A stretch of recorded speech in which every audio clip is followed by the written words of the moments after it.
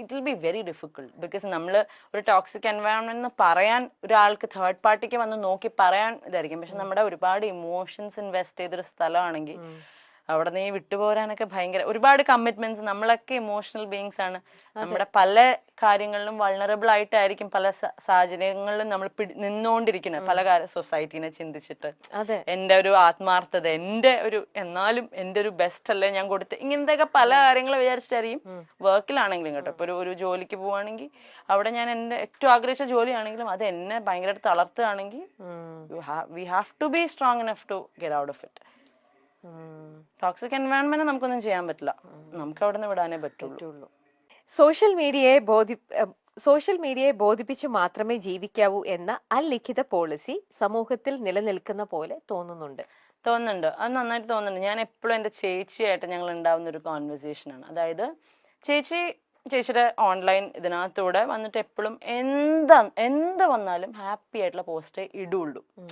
പക്ഷെ I always teller, if you are എന്തെങ്കിലും ഒരു റോങ് റൂമറോ എന്തെങ്കിലും വരികയാണെങ്കിൽ അത് അഡ്രസ്സ് ചെയ്യണം. എന്നിട്ട് ഇപ്പൊ സത്യം പറയണം, വളരെ ജെനുവൻ ആയിട്ട്. ഇപ്പൊ ഞാൻ റീസെന്റ് വേറെ ഇടത്തിൽ ഞാനത് പറഞ്ഞായിരുന്നു. ശരിക്കും പറഞ്ഞാൽ നമ്മൾ നോക്കുമ്പോൾ ഇപ്പൊ നമ്മളിപ്പോ ഭയങ്കര നല്ല കാര്യങ്ങൾ ചെയ്യുന്ന ഒരാളാണ്, ഈ ഒരു ഇമേജ് മാത്രം പുറത്ത് കാണിച്ചാൽ ആൾക്കാർക്ക് നമ്മളെ ഇഷ്ടപ്പെടും. പക്ഷെ നമ്മൾ വളരെ ജെന്യുവൻ ആയിട്ട് നമ്മുടെ നമ്മൾ പാളിയ ഡെസിഷൻസ് ആണെങ്കിലും നമ്മുടെ എന്തെങ്കിലും നിലപാടുകളാണെങ്കിലും വന്ന് പച്ചയ്ക്ക് പറയുന്ന ആൾക്കാർക്ക് ഭയങ്കര വിമർശനമായിരിക്കും.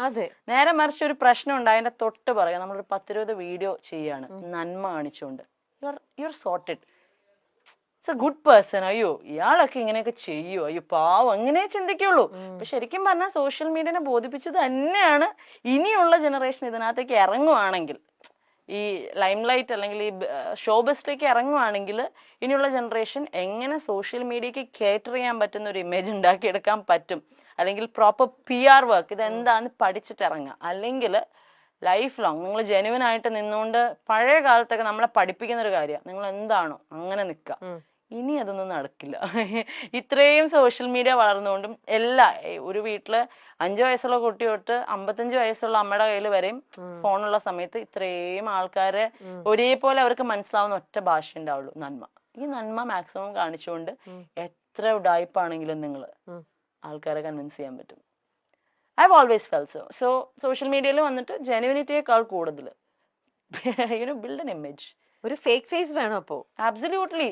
കാരണം ഇപ്പൊ ഞങ്ങളുടെയൊക്കെ കേസിൽ ഇപ്പൊ ഞാനൊക്കെ ഇങ്ങനെ വന്ന് നിന്ന് സംസാരിച്ചിട്ട് എന്ത് മാത്രം ഹേറ്റ് ഉണ്ടായത് എന്നാൽ ഞാൻ ഈ പറയുന്ന ആരെങ്കിലും ഒരാൾ എന്തെങ്കിലും ചെയ്ത് ഉപദ്രവിച്ചിട്ടുണ്ടോ? I haven't, my sister has not. ഇപ്പം അതിനകത്തുള്ള കാര്യം. നേരെ മറിച്ച് ഞാൻ ഒരുപാട്, ഇപ്പം ഞങ്ങളുടെ പേഴ്സണൽ ലൈഫിലുള്ള കാര്യമല്ല പറയുന്നത്, ഞാൻ ഒരുപാട് പേരെ എനിക്ക് പേഴ്സണൽ ലൈഫിൽ ലോക കള്ളന്മാരായിട്ടുള്ളവരെ അറിയാം.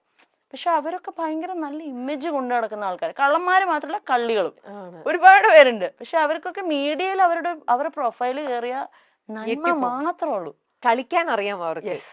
That thing we have to, ഒന്നല്ലെങ്കിൽ പഠിക്കുക, അല്ലെങ്കിൽ ഇന്ന് മാറിയിക്കുക, അല്ലെങ്കിൽ 3 ഓപ്ഷനേ ഉള്ളൂ. ഒന്നല്ലെങ്കിൽ കള്ളത്തരം കാണിച്ച് നിൽക്കാറിയാം, അല്ലെങ്കിൽ ഒരു പുതിയൊരു പേഴ്സോണ ബിൽഡ് ചെയ്യുക, അല്ലാന്നുണ്ടെങ്കിൽ ഇതൊക്കെ എടുത്തോണ്ട് മുമ്പോട്ട് പോവുക. അപ്പൊ ഞങ്ങൾ ആ 3ാമത്തേല് കുറെ കാലമായിട്ട് അങ്ങനെ. പിന്നെ ഞങ്ങൾ ഒരു കള്ളത്തരം കാണിച്ച് തുടങ്ങിയിട്ടും കാര്യമില്ല, അത് ഏക്കില്ല. അപ്പൊ നമ്മൾ ട്രൈ പോലും ചെയ്യുന്നില്ല. അപ്പൊ ശരിക്കും കളിക്കാൻ അറിയാവുന്നവർ മാത്രം ഇറങ്ങേണ്ട ഒരു, ശരിയല്ല, ഞാൻ പറഞ്ഞത് ശരിയാണെന്ന് ചേച്ചിക്ക് തോന്നുന്നില്ല. സർവൈവൽ ഓഫ് ദ ഫിറ്റസ്റ്റ് എന്ന് പറയുന്നത് ഇപ്പൊ കലിയുഗം, ഇവിടെ വേറെ ഗെയിംസാ അതിന്റെ ഒപ്പം.